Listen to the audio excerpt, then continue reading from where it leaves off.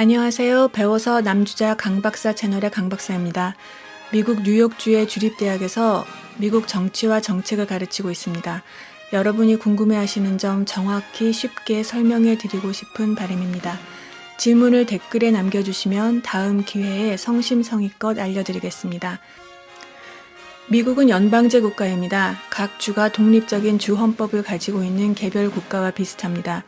거의 대부분의 국내 정책은 연방정부가 아닌 주정부가 결정하고 관할합니다.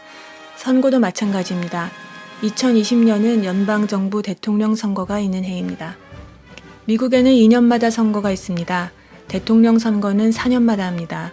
대통령을 뽑는 해의 선거를 대통령 선거라고 하고 대통령을 선출하지 않는 해의 선거를 중간 선거라고 합니다. 대통령의 임기는 4년이고 재임할 수 있습니다.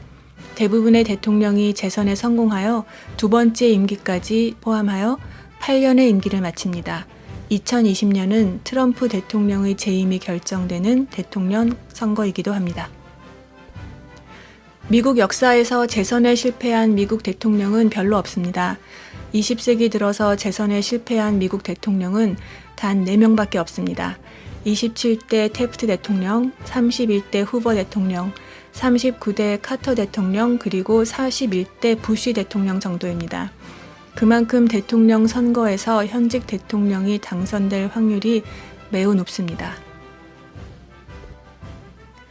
여러분이 잘 아시는 한국의 대통령 선거와 미국 대통령 선거는 크게 두 가지 점에서 다릅니다. 첫째, 미국 대선은 직접 투표로 선출되지 않습니다. 한국은 1987년에 직선제가 부활이 되었죠. 미국은 직선제가 아닙니다. 선거인단 제도를 사용합니다. 둘째는 미국은 연방제여서 각 주마다 선거 과정이 다를 수 있습니다. 이 두 가지 점 앞으로 더 자세히 설명드리겠습니다. 구체적인 예를 들어 한국과 미국의 차이를 설명해 보겠습니다. 한국은 국민투표로 결정합니다. 국민이 직접 선출하는 제도이지요.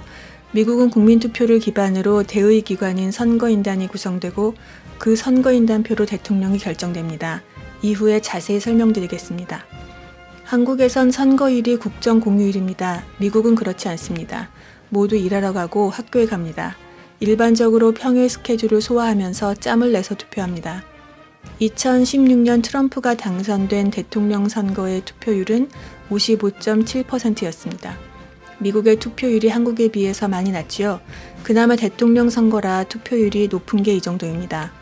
그보다 2년 전 2014년 중간선거 때는 투표율이 40%가 안 되었습니다. 2020년 대선은 미국 역사상 가장 높은 투표율이라고 예상됩니다. 선거 결과는 한국은 가장 높은 투표율을 얻은 문재인 후보가 당선이 되었지요. 미국의 경우는 다릅니다. 국민 투표율이 낮은 트럼프 후보가 당선이 되었습니다. 선거인단 제도를 사용하기 때문입니다. 연방선거위원회에 올라와 있는 지난 2016년 대선에 대한 자료인데요. 모두 33명의 후보가 득표를 했고 전체 투표율은 55.67%였습니다. 민주당의 힐러리 클린턴 후보가 공화당의 도널드 트럼프 후보보다 286만 표를 더 획득하여 최다 득표자였습니다. 자유당의 캐리 존슨, 녹색당의 질 스타인 후보가 그 뒤를 이었습니다. 여기 write in은 투표지에는 이름이 없지만 국민들이 직접 후보 이름을 적어 놓은 후보들을 말합니다. 거의 70만 표 가까이 되었습니다. 국민 투표에는 졌지만 선거인단 투표에서 더 많은 득표를 한 트럼프 후보가 제45대 미국 대통령으로 당선되었습니다. 한국과 미국의 차이가 첫 번째는 직선제와 선거인단제라는 점, 두 번째는 미국은 연방제라는 점이라고 앞서 말씀드렸지요. 한국의 경우 선거 당일 투표소 시간이 전국에서 동일합니다. 2017년 대선의 경우 탄핵에 따른 보궐선거였기 때문에 시간이 오전 6시에서 오후 8시까지였지만 보통은 오전 6시에서 오후 6시까지입니다. 미국의 선거일은 평일입니다. 선거일은 연방법에 정해진 대로 11월 중 월요일이 지난 후 첫 화요일에 하게끔 되어 있습니다. 2020년 대선의 경우 11월 3일 화요일이 선거일입니다. 미국 전역에서 같은 날 선거를 하지만 투표소 개장 시간은 주마다 다릅니다. 뉴욕주의 경우 가장 긴 시간 동안 투표소를 열었고 테네시주 같은 경우는 카운티별로 다릅니다. 어떤 투표소는 오전 11시부터 오후 7시까지, 어떤 투표소는 오전 7시부터 오후 8시까지 투표할 수 있는 등 다 다릅니다. 한국은 2013년부터 사전투표를 실행하고 있습니다. 사전투표는 투표일 5일 전에 이틀 동안 투표할 수 있으므로 실제 투표는 선거 당일까지 합쳐 3일에 걸쳐 이루어지게 됩니다. 거소투표는 특별한 이유로 투표소에 직접 나오실 수 없는 분들을 위해 본인의 거처에서 투표할 수 있도록 한 우편 투표 제도입니다. 미국의 경우 주마다 다릅니다. 38개 주와 DC에서는 사전투표가 있었고 나머지 12주는 이번 2020년 대선에 사전투표 제도를 도입하지 않았습니다. 우편 투표 제도 역시 주마다 다릅니다. 우편 투표 마감일을 결정하는데 우편 소인이 찍힌 날을 기준으로 할 것인지 우편 투표가 도착한 날을 기준으로 할 것인지에 따라 다른데요. 뉴욕의 경우 선거일 우편 소인이 찍혀 있고 선거일 이후 7일 이내에 도착하는 우편 투표는 국민투표에 집계합니다.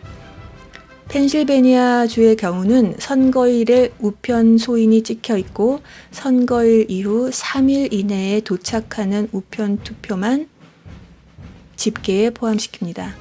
위스콘신주 같은 경우는 우편 소인에 상관없이 선거 당일 오후 8시까지 도착하는 우편 투표만 인정합니다.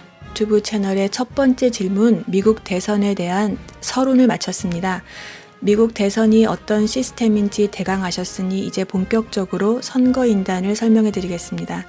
여기 보이는 5가지 질문에 대해 대답하는 형식으로 진행하겠습니다. 1. 미국 대통령은 국민투표로 결정 안 하나요? 2. 선거인단은 누구인가요? 3.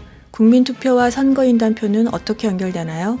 4. 왜 선거인단 270표를 얻으면 당선 확정인가요? 5. 선거인단은 어떻게 투표하나요? 선거인단이 투표하는 장면도 비디오로 보여드립니다. 다음 회에서 뵙겠습니다. 감사합니다.